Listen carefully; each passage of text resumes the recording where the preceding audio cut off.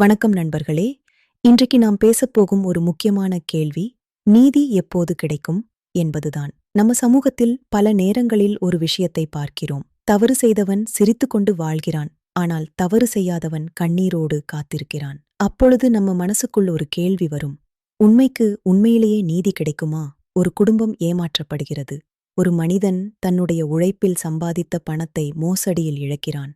ஒரு மாணவன் தவறு செய்யாமலே குற்றம் சாட்டப்படுகிறான். பல சமயங்களில் பாதிக்கப்பட்டவர்கள் காத்திருக்கிறார்கள், அவர்களின் கண்ணீருக்கு பதில் எப்போது கிடைக்கும் என்று.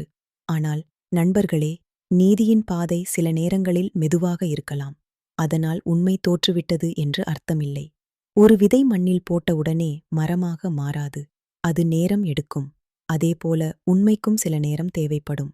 பொய் சில நாட்கள் ஜெயிக்கலாம், ஆனால் உண்மை நிரந்தரமாக தோற்காது. நம்ம சமூகத்தில் பலர் நம்பிக்கையை இழந்து விடுகிறார்கள். நீதியே இல்லை என்று சொல்லி மனம் உடைந்து விடுகிறார்கள். ஆனால் ஒரு விஷயம் நினைவில் வைத்துக் கொள்ளுங்கள், நீதி என்பது நீதிமன்றத்தில் மட்டும் கிடைப்பது அல்ல.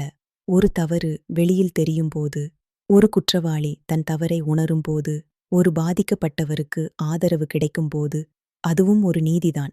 ஆனால் அதற்காக நாம் அமைதியாக இருக்கக்கூடாது. தவறை பார்த்தும் பேசாமல் இருப்பது, தவறுக்கு ஆதரவாக இருப்பது போல, நாம் நேர்மையாக இருந்தால், உண்மைக்காக குரல் கொடுத்தால், ஒரு நாள் நீதி கண்டிப்பாக வரும். அதனால் இன்று நான் உங்களிடம் ஒரு கேள்வி கேட்கிறேன், உண்மைக்கு எப்போதும் நீதி கிடைக்குமா? உங்கள் கருத்தை கமெண்டில் சொல்லுங்கள். நன்றி.